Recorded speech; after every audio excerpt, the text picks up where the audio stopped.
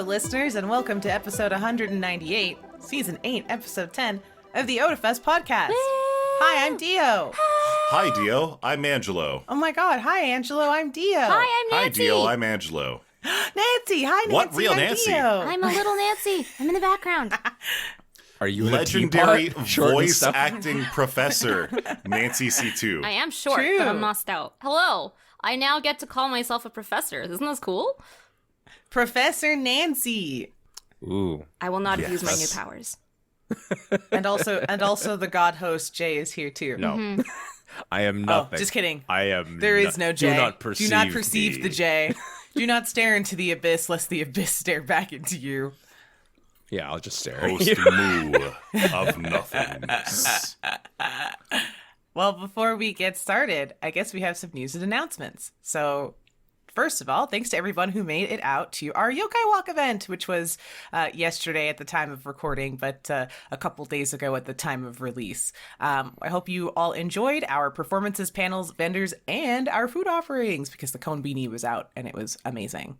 It was the first time we've ever put on a themed event like this before, so we're really happy to see such great support from the community, and we love seeing all the beautiful yokai-themed costumes and the cosplays, and it was nice to hang out with all the local vendors, and thank you for coming out despite the chill. Challenging weather conditions. Indeed. It was a mild chill. Yeah, but it's that first dip. It's like when you are going into the pool or the river or the lake, and it's peak summer, but the water's It's a little cold.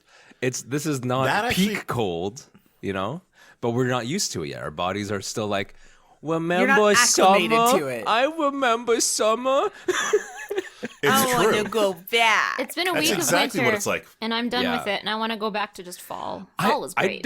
We didn't have fall. Yeah, I felt we like did.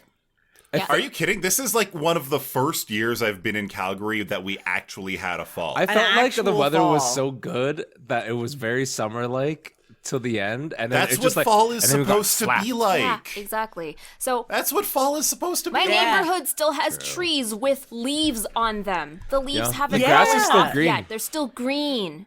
Yeah, Yeah, it's pretty wild. Like, I'm very used I'm a born and bred Calgarian, and I'm very used to, like, September comes and you get like 2 more weeks of like real like summer like hot heat, and then all of a sudden Snow. you just get slapped with snow, and Just you're just like, oh. But this Snappity year it snaps. was like, oh. But this year We were it was like Yeah. actual a fall. gradual Like, we had transition.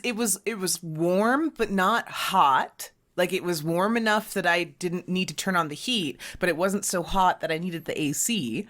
And then the leaves changed colors and they were on the ground, and I could like look at them on the ground and play with them, and it lasted for like a good solid like month, Yeah. which I'm just not used to. It was kind of wild. Like, I'm not even gonna joke. Alberta gets screwed with fall. As an Ontario boy, my God, you guys are thoroughly missing out. Not like most years, it turns to October 1st and suddenly there's ice and snow on the ground.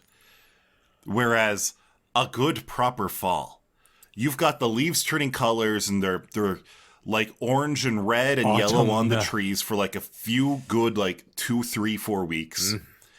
Then you've got like the leaves on the ground and it's kind of chilly outside, but not so much that it's miserable for like another month. And then it slowly transitions into the cool phases. Yeah. Out here, it's like, no, you had your fun. Time to freeze. It snowed Yeah, pretty before I much. remembered I had to disconnect my garden hose. First time for everything. Yeah. Oh, no. Yeah, that was always a problem. I remember growing up was where you accidentally forget to disconnect your garden hose and then it's frozen stuck. And you're like, well, guess I'm going to deal with this when a Chinook comes because I can't deal with it now. First time for everything. I'm looking forward Yep. to the first Chinook already. Same. Me too. I am looking forward to that. It's going to I'm be gonna here Google the eventually weather. and it's going to be So amazing. much of our sidewalk is just ice because it was still warm when the snow started hitting the ground. So it's And so it kind of melted. got this really but not all lovely the way. layer of just like what was clearly slush at some point, which is now Yep. ice, and now it's covered on Yep. top with Ooh. a whole bunch of light powdery snow. Ugh. Yep. Yep. So it's just like, we have made a temporary ice skating rink on your local sidewalk. Good luck. I hope you have brand new boots. Yeah. Despite all of this weather, Yokai Walk was absolutely packed. It I was think success. it was big success. I definitely think the weather being extra cold made it a bit more packed, because the intention, I know the original intention was to have some of the not like the events necessarily be outdoors, Some but of the hangout space to be outdoors. yeah, for some of the Yeah. hangout space to be kind of outdoors. And when it's cold and chilly, people don't want to go outside. But it especially did feel the first... cozy, I would say. It did like, feel it was very kind of cozy. nice to feel like there was a lot of ambiance to it somehow by There being was. full. Because like if you've ever been to a night market, they're not slow, you know. Like Yeah, exactly. It It's is not kind slow. of it is kind of sort of packed. Like you're walking past a lot of folks, and there's always something going on, and Yeah, exactly. so it was kind of good. replicated that in that sense, which is nice. But on the other hand, obviously we're all packed into a small building and like a little bit of like sardines and whatnot. But overall, But it was was- nice. It felt did felt have good. that. It had good energy. It did have that. It did, and it was definitely enhanced by like the ambiance of sort of like the, I don't want to say dim lighting, but like the light wasn't like loved it. super the bright. warm, It was it was like that the warm lighting.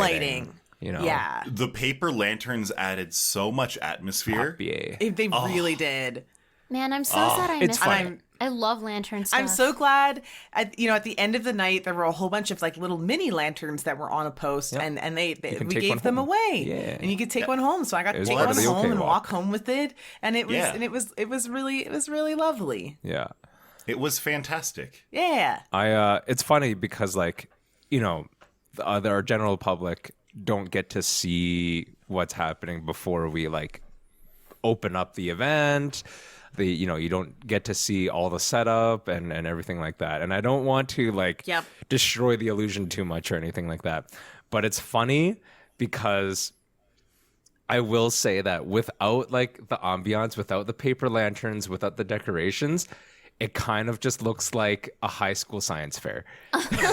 Right. Like it doesn't. It's like- not quite right. Yeah, it's kind Yeah. of, it's a little barren. It's got like tables that have like some sort of display, but there's no there's other nobody like at theming them. at it. There's no other like thing. Yeah. So like while we were setting up in like the mid early stages of setting up, maybe like 3 hours prior to door open, it was like, and before like all the vendors had come in yet and actually set up their stuff and everything, it really just looks like high school science fair. I was just like, and I didn't specifically, like I did not join like the planning committee for Yokai Walk, because Yokai Walk is sort of a side project, a side event, so not all staff members are like expected to have to be there. Participate. Yeah, in terms Yeah, of like the exactly. planning. But I wasn't even sure if I had the day off yet. So I was like, oh, I do have the day off. It's coming up. I know I'm going to go in there. I'm going to go in a little early because I want to help set up and do things.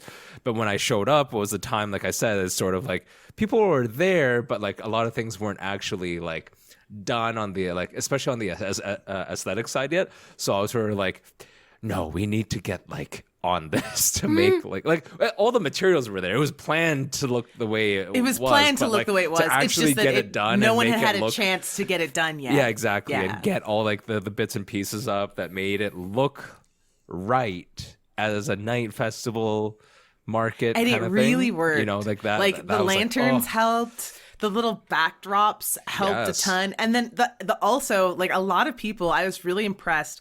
A lot of people came out in yokai themed cosplay. Yes, there were Which so was really many. cool. Everything I from, wasn't like, really expecting that. Yeah, or and I'm really yokai glad and it night happened. market themed, like Themed. Yeah. So people Yeah. came in like yukata, for example. There was a lot Yeah. of like demon oni kind of stuff with like people Kind with of setups. horns and like like There were kitsune. a few different kitsune. Yeah, there were kitsune.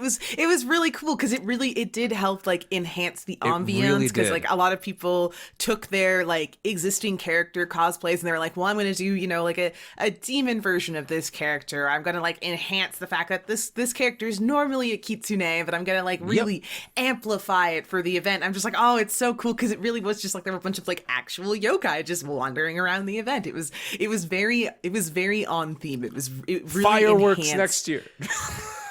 Oh, I wish. That would be cool, but I think that's going to be a little bit out of the question. Yeah, a little. Yeah. I have actually We can looked it dream. up. So actually, I think the only rule about it is that you need to have a certified fireworks technician if you're going to try and To do fire it. fireworks Yeah. off legally within the city limits. Yeah, you have to have a technician. Interesting. A technician But I has do- to engineer them and has to launch But then them. I think you also need to have like approval from the city.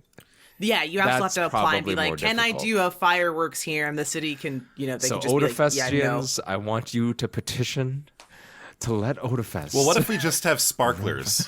Sparklers would be Sparklers really cute. adorable. Actually, that is also a thing. Like that's Yeah, actually sparklers just are very on brand, Yeah. so that would work. Sparklers, the little black snake fireworks. Ideas for next year. And then I'm gonna run around. That would with be fun. firecrackers.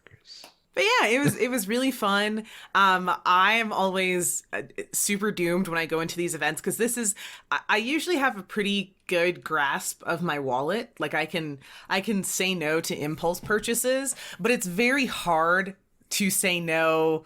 And I mean, to be honest with you, I don't even want to say no at like local night festivals and stuff because it's like, it's a win for win. It's like, I get like these really niche trinkets or things that I want that I can't really get anywhere else.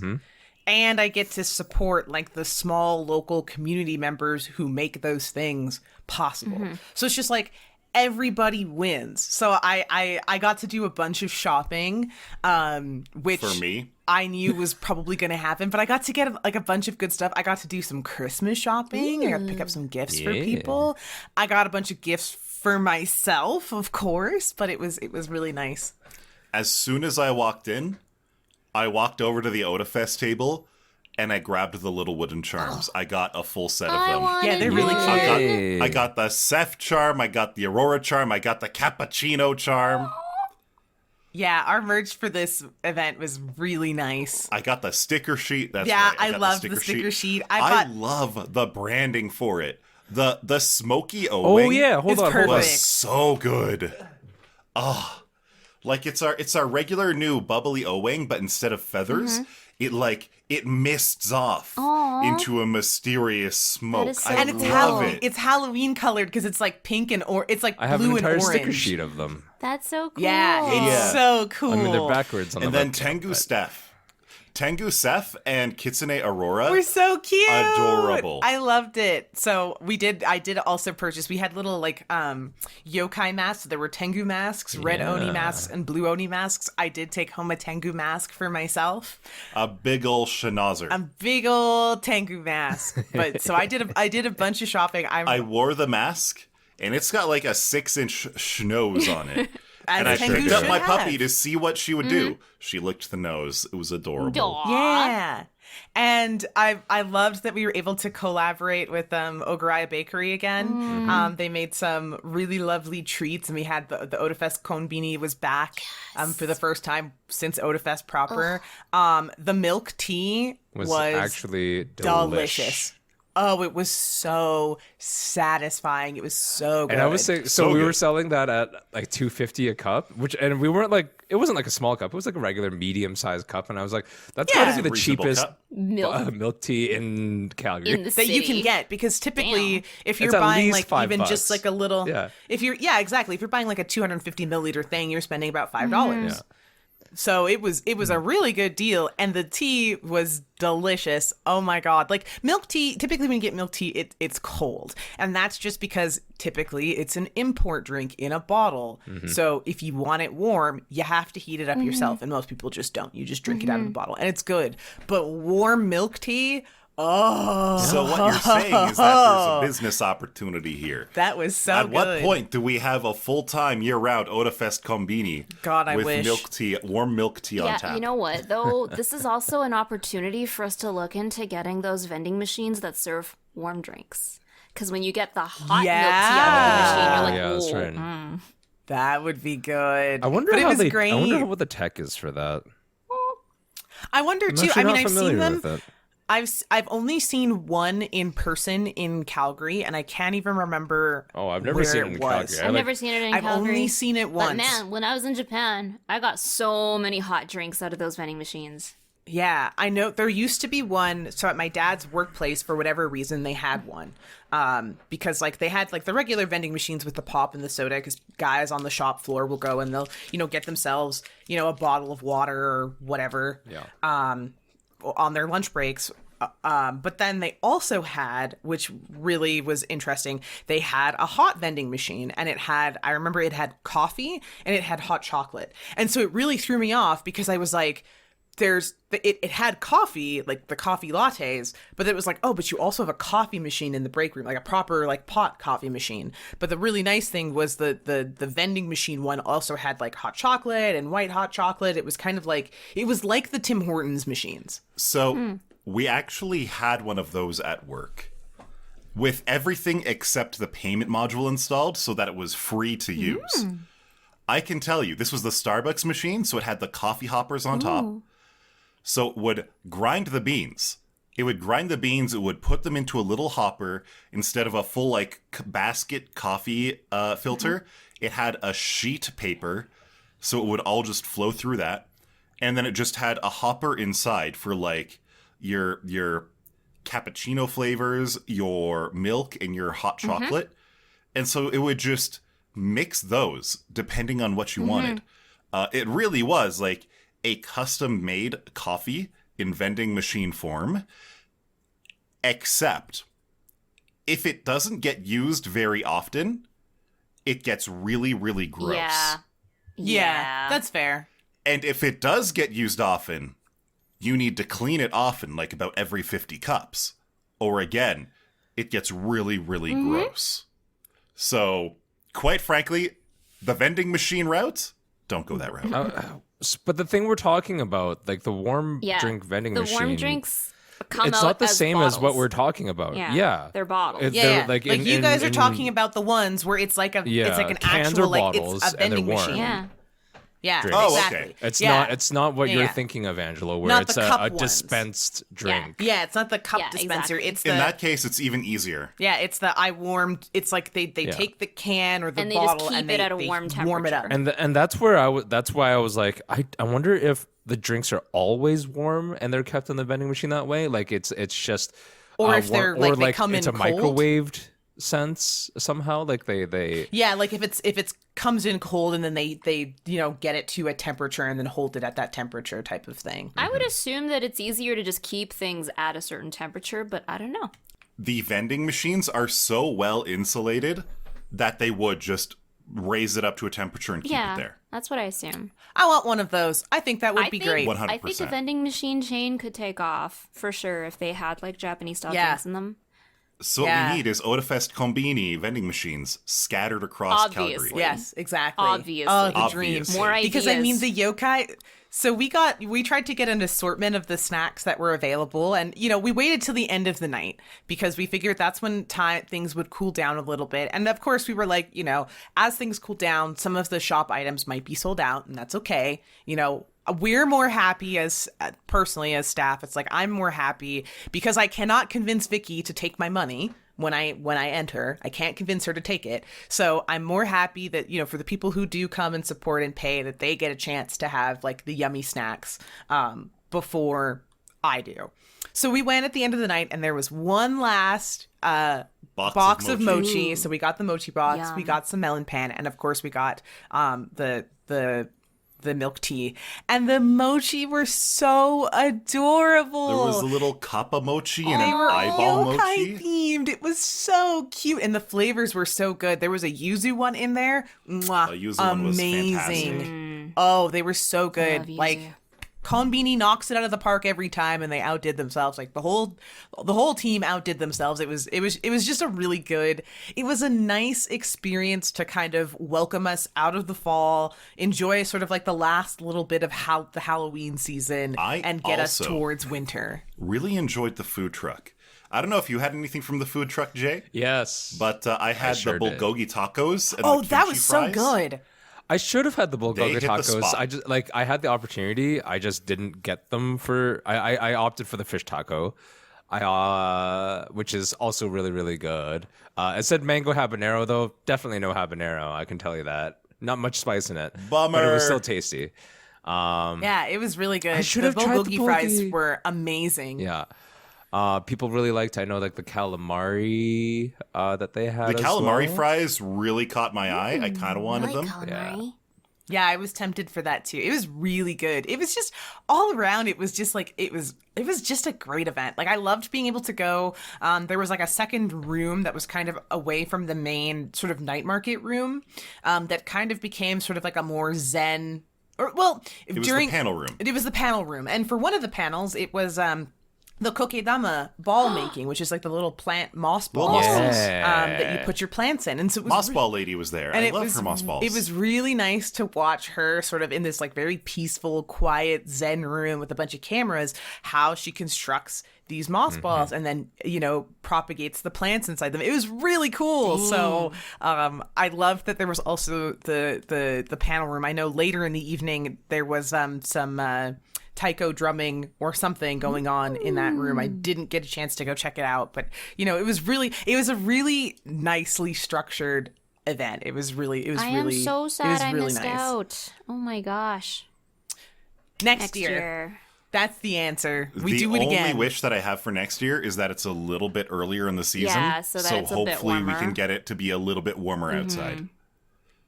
Yeah. If we don't have warmer weather, which of course we can't plan for, maybe a larger venue. And this is, of course, assuming that it happens next year, but I really want it to happen next year. We Don't can't give make people these ideas. assumptions.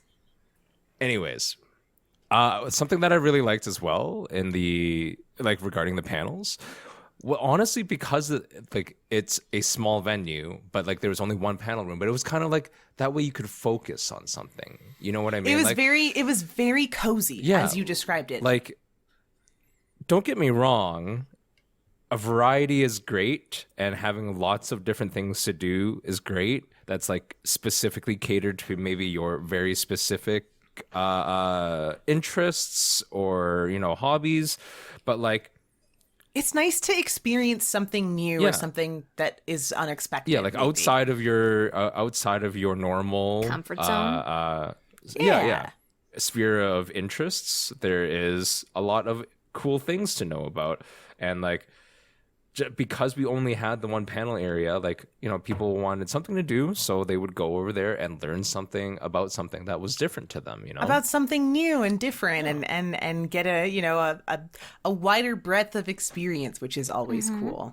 I definitely liked it. It felt small and cozy. It wasn't a big convention. I like small events, and it was a small event, which was just nice. It was just a nice little way to get together with a bunch of people and see what the local vendors were offering. And, the panel rooms are a chance to see what are local, creators and artists, what are they making? What are they doing? And, it was just a good chance to sort of like socialize before the year starts to wind down and we head into like the Christmas season where there's not as much, not as much stuff going on, and it was really good. I've always said that I like small conventions because they absolutely have a completely different feel to they do any A mid-size or full-on large convention, yeah. like I don't know how to like you might think that's weird. A lot of people, of course, want to go to AX or whatever it might be, I will PAX totally agree and all with that you. stuff. So Yeah, I get agree. that. But baby cons I can kind of are explain. amazing. So when it comes to a really, really big con, as an attendee, you are putting your life on hold for a weekend. You are planning your life around this event. This event becomes your life for the days of the event and the days surrounding it. Whereas a smaller event like this, something that you're going to for 1 or 2 or maybe 3 hours on one day, it's less of a huge planning and more of just show up and go. enjoy. Just Yeah. show up, enjoy. You don't have to have incredible plans around it. It's low commitment. Your plans are basically getting there, having fun, and getting home. Yeah. And because of that, it's easy. Yeah, it is. Like, I will say I like both. So, I've been to really big conventions. I still haven't been to, like, Anime Expo is the one that's always listed as, like, the biggest convention in North America. I haven't had a chance to be there, but I've been to some big conventions in the States. I've, of course, been to some mid-sized, large conventions, like our own at Otafest and our siblings Anime-thon up north, and a couple of other ones. And I've also been to lots of these really small events, and I love them all. But as Angelo said, they're all very different experiences. And one thing that is really nice about the small experience, which is something that you can't do it you can't do this at a big, you can't have these sort of small, sort of limited gathering, like comfy, cozy, sort of low commitment style feeling events with these big events, because, if you're talking about bringing in thousands and thousands and thousands of people, you can't just plan that, you're going to have 500 of those people who are like, I can't access the room, or I can't go see the panel, because then they're not going to come and they're not going to have a good time. But when you have like, a small, like less than 1,000 people kind of event, you can plan for that sort of like, you can have that downtime where you're not necessarily going to look at a vendor stall or to go watch an event or to go to a panel room. You can just stop and socialize and just relax and enjoy the ambiance. And that's the one thing I really like is I think with these smaller events, you do get that ambiance that you can't really have with the hustle and bustle of a major event. I really enjoy pretty much everything Dio said. Like, I enjoy the different scales. I enjoy the different levels of events that are happening. I enjoy kind of the different levels of energy, too, that people bring to all of them. And, like, I think my one thing that definitely puts really, really, really big cons a little bit lower for me on my, like, personal list is just that as an introvert, I find it really suffocating to be around a ton of people for an entire day. I can definitely deal 100%. with it for like chunks at a time, but I need breaks. And if you're going to be going to a really big convention, taking breaks is not a very great use of your time if you're trying to make like maximal use of your time at a giant convention. Just economically speaking. Yeah, that's a good point. When we got to Yokai Walk, I bumped into Alfred pretty soon, and I was like immediately, hey, Alfred, want to go to the brewery across the street for a few drinks? And he was like, yes, it's getting very claustrophobic in here. Totally. But that's one of the fun things about like a smaller event. Even when it's full like that, you can step outside for a little bit, calm yourself down. It doesn't feel like you're missing out on anything because you can go take a break, and it's not like, oh no, I went to go take a break, so now I'm gonna miss this and this event. It's just kind of like, I'm gonna go take a break, and I'm gonna come back in when I'm ready and continue enjoying. Absolutely. Yes. And later in the evening, it wasn't like shoulder to shoulder packed. It was very comfortable, very, very walkable. Nice. Yeah. Yes. And that's the other thing was it was an evening event, so it's not a full day commitment as an attendee. It's kind of like if you want to wake up in the morning and you need to go do your chores or run some errands and stuff, and whether you come in right when the event opens or you come in a little bit later into the event, it's not like you're missing everything and you've missed the entire event. So why did you even come? It's just kind of like, yeah, you can come in and come and go as works for you. Quick shout out to the people who did wait in line to come in the first hour or so, where people, because we got to get people through registration. It's the start of the event. Yeah. And they waited outside and in costume and it was cold. So and respectful. We really appreciate and they still came. So thank you. Thanks for showing up and supporting, and we all hope that you had an amazing time and really enjoyed it, because I mean, as you can hear from all of us, we enjoyed it I a missed lot. out, but I will enjoy Yes. it next year. Yes. Yeah. Maybe. Hopefully. Maybe there will be another event Maybe. I will go And to. It's not that we don't want. It's not that we wouldn't want to do it, but there's no guarantee. You know, it depends. There's no guarantee, and it's kind of just as people are available, as resources are available. It's nice True. that we were able to do it. And so, of course, a big shout out to the team That put it all together. Put it together. I know that this was a pretty major brainchild for that team for a very long time. So I hope that they are all resting in the week following and taking care of themselves, but give yourself a little pat on the back. You put on something very amazing. True. So, Yes. so feel good about it. Yes. I feel like all of us were spirited away last night. It was great. We really were. It was a very magical experience, for lack of a better word. It was just I'm even it gonna was- say- it was just cool. I'm even gonna say that the weather outside, in that sense, kind of helped because you walked into something that was like so warm. Warm. and cozy Exactly. and just Like, comfy. it felt right. It was It good. did. It felt really good. Yes. And I'm gonna be haunted by the Haunted. taste of the milk tea in my mouth. Do you think you'll ever find a milk tea that tastes that good ever again? I mean, we made Yes. the milk tea. Yeah. So But, there is a yes. recipe At involved, but we Otafest. will not but disclose. it the was a Otafest combination recipe. of the taste of the milk tea secret. and the mochi and the event and the atmosphere and the ambiance. Yeah, I think that's just a combined taste that is going to live on in my That memories. is a very good core memory to have, though. Yeah, definitely. Now to switch topics. Jay, I hear you're an 10-year-old. This man said it. this man said segue. No, but he pronounced it Segu. Segu. Yoink. Segu. Segu. To seg you. Jay, I hear you're a 10-year-old.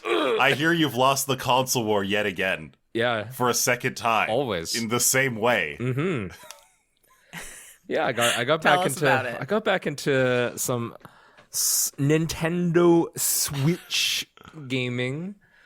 It's been a while because I had the original like first gen Switch when it first came out. Played a lot of good games on it, honestly, but then I was like, as I am wont to do, I always come back to my PC and then I leave my Switch alone forever because I don't really play handheld games much anymore unless I'm like traveling. This man LARPed Andy in Toy Story 1 for the scene, I don't want to play with you anymore. It's true. Dropped his Switch into someone else's hands. did. Yeah, I sold my first one. I was like, I sold it at the beginning of pandemics. So I got a pretty good price of it for it because people were like, I need entertainment. I'm staying at home. The fair. I actually kept some games because I knew I was going to get a Switch again because I knew I wanted to play like Tears of the Kingdom, which is the new Breath of the Wild. That'll be out next year. New Pokemon's coming out, and I have not played a Pokemon game, not from like the first 3 generations in like whenever Black and White came out. I think that was the last one I played. Or maybe it was Sun and Moon. The last one that I played was X and Y. I can't remember which one I had. Yeah. But that gave me the nostalgia feelings for like gold, silver, crystal. I enjoyed it, and I took that as my exit from the franchise. I was like, yes, this is what I wanted, and I'm done now. So Sun and Moon came out in 2016, so that was the last one I played. But this new one that's coming out in like 2 weeks or so is it's open world. You can take on the like gyms in any order. Oh, wow. For example. Oh, that's kind of cool. Like, you Are could- they kind of going the same route as they did with Arceus for it? A little bit. It's a mix of like Arceus and Sword and Shield. I didn't play either, but I have read and watched enough of them to like see that they were very gradually over the last 2 generations, trying to move towards open world. But you could see that they were doing like basically, like, literally, they were taking baby steps. They were like, well, how about in this part of this game, it's a little open world. And then the next part with like Arceus, it was like, well, it's more open world than ever before, but there's not a lot of battling yet. There's not a lot of like, we haven't integrated all the core gameplay, but it's also not like a core game. It takes place in like slightly alternate universe, different timeline kind of thing. But this one is definitely very main timeline. Well, are you talking about like Arceus, where it's I thought it was just like past. 200 years in the past of one of the games. But like they've never done that before, and I would call that kind of an alternate universe where, generally speaking, you know, that kind of stuff is not exactly. To be fair, didn't the main character literally get isekai'd? Actually, no. Now that you mention it, I think you're right. I think it isn't technically an isekai. You are correct in that way. Interesting. God, I would be so mad. It's as much of an isekai as Inuyasha is. Yeah, but I don't think The they main get character brought. I don't think they get brought set back. like 200 or 500 years back in the past. Yeah, I don't think they get right, brought back. back to like okay, yeah, that's fair. True. I don't think they go back to their modern time ever. Yeah, but this new one, the Scarlet and the Violet, are taking place modern time. The region is sort of like Spain and Portugal based. Ooh. And it is like from the review people who get like some kind of advanced copy kind of stuff. They're basically saying it is very open world, and there's more to do, and there's like different storylines. Like it's not just about battling the gym leaders and Elite Four anymore. There's also like literally other storylines that you can complete and get badges for and stuff like that. Oh my god. So I thought that was pretty cool. A non-linear Pokemon game. Wow. A little bit. So I'm excited for that. Like That's really it's been a cool. long time since I've played a mainline Pokemon game and enjoyed it.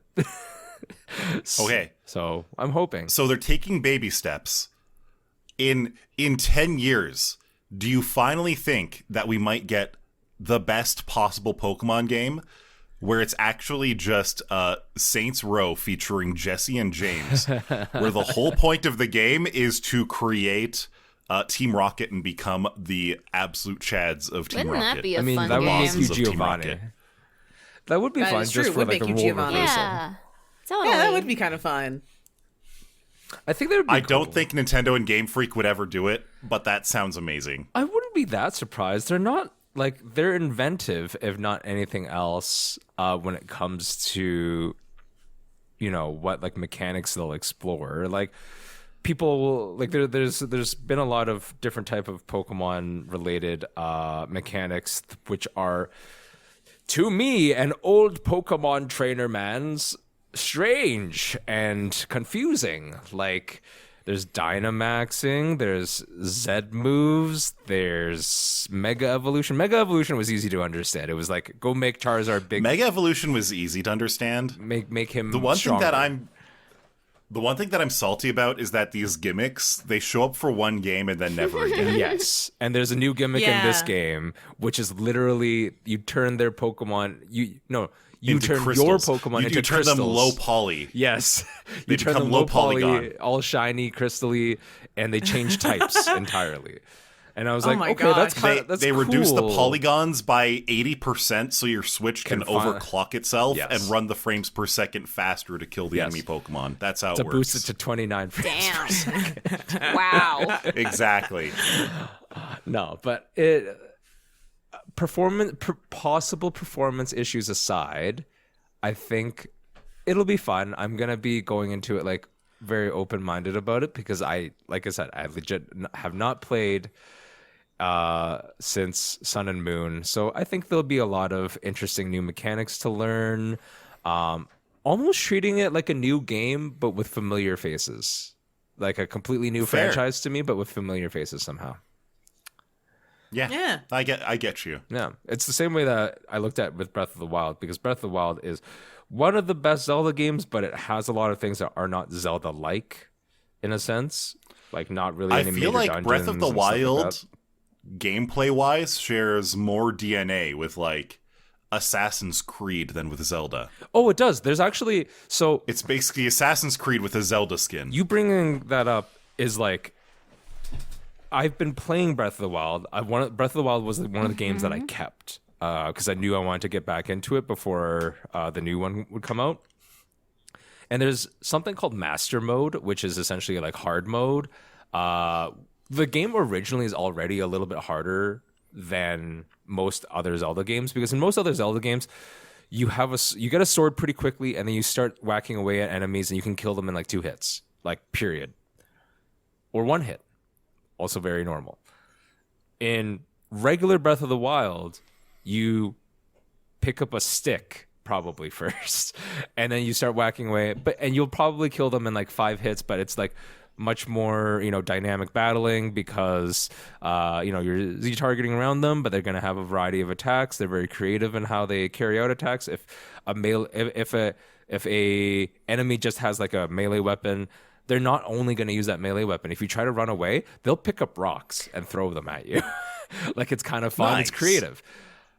In Master Mode, all the enemies get boosted up a level. Like, there's levels are based off of colors. So, like, the most base level enemy is like a bokoblin that's like red, then that's the little orky gremlin boys, but they all get boosted up to base level blue, which is like they take a lot more damage and they heal over time if you don't attack. Like, you can't just be super patient and try to kill them. You have to sort of press the attack all the time, which is kind of nice. to really finish them. But there are, like, going to the Assassin's Creed analogy, there are actually mechanics in the game where you can actually like stealth attack and like do more damage, backstabs, criticals. So there's actually more to it than just your standard like hack and slash Pokemon battling. Yeah. So I thought it'd be fun. Are they making this new DLC harder? It's not new DLC. Are they perhaps adding a plaid color to the color lineup? This hard Segu? These Segus are terrible. So that's what makes them fun. Yeah. Oh goodness. Yeah. But yeah, been having lots of fun. I'm looking forward to new Pokemon. You just gave me a little bit of PTSD from my first time attempting to play Breath of the Wild. My friend said, "Oh yeah, I've been playing Breath of the Wild. That's great. Here, I'll let you play." But he started me a new game in Master Mode, and it was just like, oh, okay. Oh no! Yeah. If you don't know it's the plaid enemies. It's very difficult. It's hard. Like, it's not to a point where it might not be fun. At the very beginning of the game, you get out of a secret area and then you go down a hill. I like made it down the hill, and that's as far as I made it. And I was just like, yes. Because there's a blue bokoblin like literally there. Actually, no, I had 1 stick because my first one broke. So I was just like, yeah. So you're just like, I'm not ready for this. I was not ready. I was not prepared. Yeah. Oh my gosh, whoever that is set you up. They did it on purpose. They set you up. Was it Sean? Oh no, it wasn't Sean. Did Sean do this to you? But yeah. I heard a hard seg go off. Was that my mishearing? The hard seg. No, you did not you hear were not. anything. You did not mishear it. It was. how can you miss it? Why wouldn't Nintendo go plaid with Breath of the Wild? Spaceballs went plaid. Tesla went plaid. Why couldn't Nintendo go plaid? Terrible. God, this man just wants to getting talk. Suffocated. Just wants to talk about the definition of the word plaid because we encountered something interesting. One, that there are 2 or so different definitions of plaid. Neither of which passed for this particular item. Pertain to the Nancy clothing. encountered something where neither of them the full applied. story is that I received an email announcing new merch. And I was like, oh, well, that looks really cozy. From the picture, it looked really, really cozy. But it and the subject of the email didn't make sense. Nothing connected. I was like, wait, you said that this was a plaid. This doesn't look like it's introducing our new plaid. Plaid. And so, of course, I visit the website and I'm like, maybe I just couldn't see the plaid detail. It looks like a really nice color. Maybe it's like hidden into the details of the. No, that's just solid. No, that is a solid color. And so It's just solid. I was momentarily very confused and thought maybe there's a usage for the word plaid that I just didn't know. And so I consulted my Otafest friends and said, Jay, Angelo, Dio, do you know of another usage of the word plaid that I don't know? Because plaid to me has always been either tartan or like a checkering pattern or something very obviously plaid. Is there a usage of this word that I do not know? Am I going crazy? And the answer is no. Nancy's not crazy. This email was just a big ol' lie. Nancy is very correct. That was It's the like- thing that threw me off the most was that their logo. So for context, the piece of merch is like, it's like a cozy, like sweater poncho type thing. And it's a cozy sweater and it's one color. It's solid color. One plain big color. old green. One solid colored thing. And typically, and I'm learning from the definition that in general and as a rule, when people describe an article of clothing, a garment, so to speak, as plaid, they're typically referring to either a tartan or tartan imitation style of fabric or a checkered style of fabric. But the logo for this clothing, and it's the actual logo says plaid as the sub title of the article of clothing. That's the product. Which is, I'm so confused. What's the plaid part?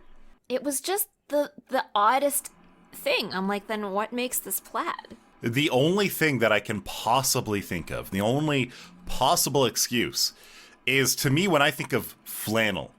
Usually I think of like a thick wool plaid shirt. Yeah. The thing about flannel is that flannel does not imply plaid. No, Yes. flannel Yeah. is just Flannel is material. not plaid. Agree. Flannel is the type of Agree. material. Flannel Yeah. is the fabric. Plaid is a design. What if Flannel they is material. yeah, exactly. What if they called it plaid to evoke the comfy flannel sort of idea, but they But didn't it's like not the name flannel anyway. What is wrong? Maybe. But to call it what it is. like Call this- it what it is. It has pile Because on it's not it. even Like you flannel. can see, it's like a It- velvety it's like- pile. Yeah. You can call Yeah. it. You can call it. No, it's Fleece. Fleece. Fleece. Maybe Yeah. it's fleece Or underneath. No, no, no. Fleecette or no, no, no. It's fleecy. fleece lined. It's fleece lined. Yeah, it is But fleece the lined, so you can say it's a primary fleece. material on the That's true. surface, the one that looks extra cozy, and the one that is immediately visual, has a lot like of pile on. velvety. It's like a type of velvet. It's like a fuzzy, furry. It's like a velveteen It's or not- something. It's not plaid. plaid though. But yeah, it wasn't plaid. And this confused all of us because you scroll through and you look through the listing and they talk about the materials and it just keeps calling it a plaid, like as if it's Is the named article a of plaid. clothing, like the style of the garment, because it's like a pullover, is named a plaid. But I couldn't find anything that said it was called that. Like when we even Googled, we're like definition of plaid, and it was like talking about, again, what we're familiar with, the style of the fabric, the pattern on the fabric, but not it doesn't mention a garment. The only garment that it mentioned was the traditional tartan, Design of like like Yeah. The Scottish tartan clan. plaid of History, Scottish yeah. clans. of Scottish clans. Yeah, exactly. Yeah. So that was the only specific garment that was mentioned, which makes sense because Originated. that's where plaid comes from. But it doesn't mention a pullover of that kind is a plaid or anything. So we're just all confused. Side note, what does it I mean? do think that more flannel items need to be made that aren't plaid. I actually really enjoy flannel as a material. It just doesn't have to always be plaid. Yeah, it's very cozy, but it doesn't have to always be plaid. That is true. That my lesson for today is never shy away from consulting your Otafest friends when it comes to a moment where you're just like, Yeah, wait, ask your friends. I know people who are very smart. They're all at Otafest with me.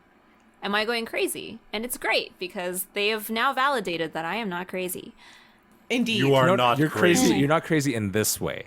You're crazy in other Yeah. ways. The plaidless Indeed. plaid is the crazy one. Yes. Indeed. And it never hurts to sanity check things with your friends. Sometimes it will Totally. save you a world of headache. Absolutely. I mean, also asking like cosplayers, like Dio, for example, like, is this material right? And then like not expecting to have like the discourse be like, no, that material is wrong. I'm pretty Exactly. sure it's like I'm pretty sure cosplay knows their cosplayers But now know I their want to materials. make an entire cosplay Indeed. with flannel as the main material. I mean, it could be done. Just do a kigurumi. Flannel Ooh, kigu. a flannel kigurumi would be so comfy. But what if I made like a Yayamiko, but all of the materials that were used were flannel? Oh my god, that'd be so weird. Oh, don't do that. I don't like Make that. That would be make a little bit odd. Canadian Miko Well, costume. okay, no, I hold don't on. like that. Flannel, Oh, that would... flannel the that would material, drape not so plaid, badly. right? It would just be like a really cozy material. Yeah, no, I'm still thinking a flannel Miko outfit would be very... Oh, but I'm like, thinking because of- you know how like, so you know Of how all like her like Miko. bows and accessories being made out of flannel. No, not just that. But I was thinking like, you know how Flannel like, you know, earrings. sometimes you get like the long sleeves and stuff, but it has like it does actually have the plaid like pattern Oh, on no. it. And Like, you're I just mean, like, you could do it, but it would drape so weird. oh, I'm like, looking up plaid maybe? yukata now. No! Oh my yes! It's got to exist. Oh, no, it They probably look good, too. exists. No, I'm sure it does not. I don't know. Like flannel after you've like really worn it in can drape very beautifully, but you do have to like actually.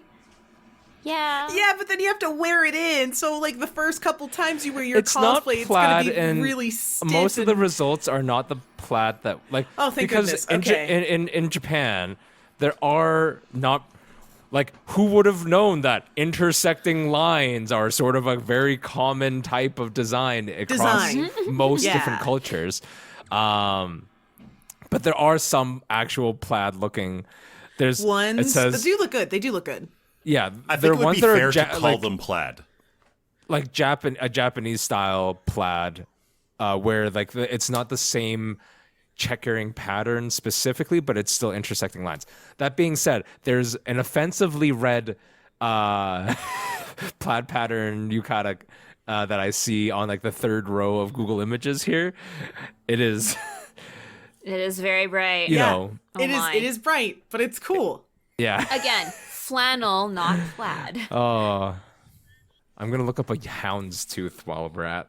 No! Oh my gosh, that would be like, because you know, I changed in my mind when you said it. My brain conflated both the plaid and the flannel, but the pattern by itself on a yukata definitely I think works.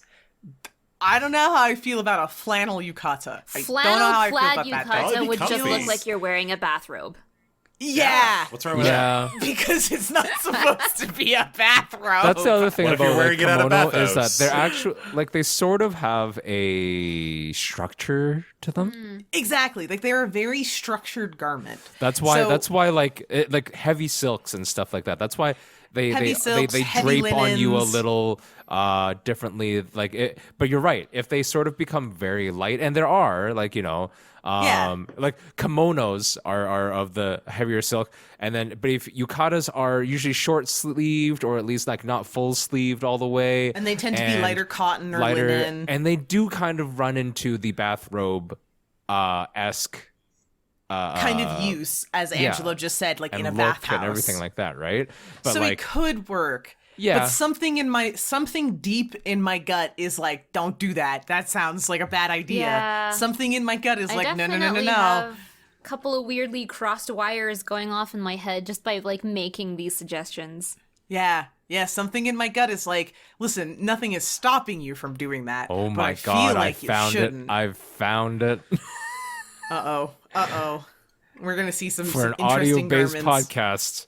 I found a rainbow houndstooth yukata or No kimono. way. No. Oh, that is. Oh. I do not like that. That Oh, that's is that one is doing psychic damage to me. I That don't one's like straight that out of one. the For- 80s. It's great. for no. reference. the houndstooth pattern is so large that it looks tacky. Yeah, it's not even regular houndstooth is like kind of small and subtle. Where That's almost... a yukata to wear while you're listening to glam rock. Oh wow. my god. It's yeah, almost like yeah. Well, it you are almost looks like performing giant glam puzzle rock, pieces because they're actually. so big. I have one more for you, but I will not give you the description. Oh no, just gonna that wait one is for our very reaction. tacky and crazy. Oh, that's King from Tekken. That is Okay, terrible. I could That's see for that. King Does from anyone Tekken. want to stab at describing it for It's audio a listening? purple. It's a purple. It's not a proper kimono or proper yukata. It's kind of like the kimono style, like robe that you would like house robe. It's in a dark, like royal purple. It's got cheetah print, like a two. Oh, that's Jaguar. Fine, a 2-inch jaguar print band around the sleeves and the bottom, and then there's 2 giant jaguars going in opposite directions across the center of the pattern. It's made to be like King from Tekken. It's great. It's something. I would It's a wear it. spectacle. It's something. Oh, hey, you know what to get Angelo for Christmas? Yeah, I'm gonna for get you Kimbus. a He said he'd 110 wear. violet. See, it is cheetah. It says cheetah. You said jaguar, but it even says cheetah on the listing. I didn't want to These say. spots are different from that. $100 violet cheetah.